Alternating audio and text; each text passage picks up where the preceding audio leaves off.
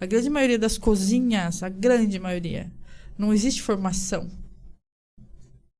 Então, você não se forma em gastronomia para trabalhar em cozinha. As pessoas trabalham em cozinha para sustentar as suas famílias. Exatamente. Então, você vê muita cozinheira, você vê muita gente que cozinha muito bem, mas que não teve o acesso à faculdade de gastronomia e não teve a possibilidade de fazer. Então, você vê mão de obra que não tem a estrutura e a mentalidade da financeira. Então, vou lá e vou fazer, vou executar. Não importa se eu vou desperdiçar 1 litro de água ou 1 quilo de carne ou 10 quilos de cebola, enfim. E isso acontece, mas não é culpa de quem tá ali, é de quem não tá olhando para aquela pessoa e não forma aquela pessoa.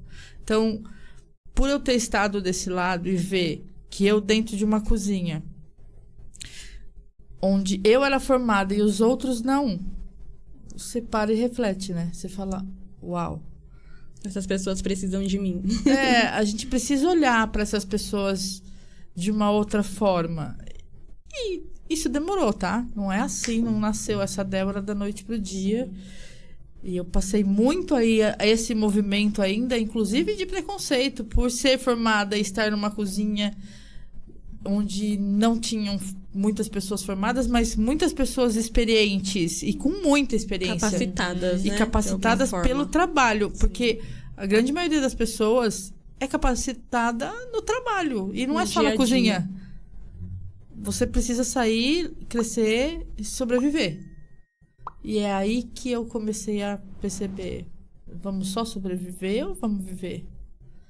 Então, diante disso, eu comecei a estudar outras coisas, não só cozinha. Eu comecei a estudar mentalidade, comecei a estudar inteligência emocional, comecei a estudar outras coisas. Eu sempre fui muito curiosa, sempre fui uma pessoa de querer estudar coisas que não são só da minha área.